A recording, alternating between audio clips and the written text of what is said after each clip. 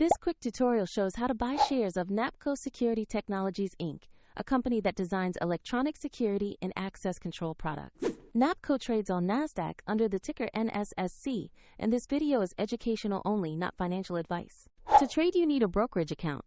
We use eToro as an example to demonstrate the steps. After signing up, you must verify the account, typically by uploading an ID document, and you will need to add funds to be able to buy. In the platform search bar, type the ticker NSSC to find Napco Security Technologies.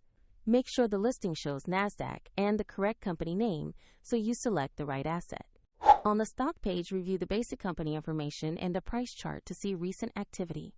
Confirm the NASDAQ listing and the NSSC ticker to verify you are on the right page. To execute a purchase, click Invest or Trade. Enter the monetary amount or number of shares you want. Then review the order details before confirming.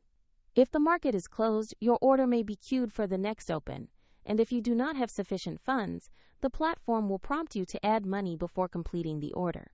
After the trade, the position will appear in your portfolio so you can monitor it. Check the description for the eToro link if you want to follow this example.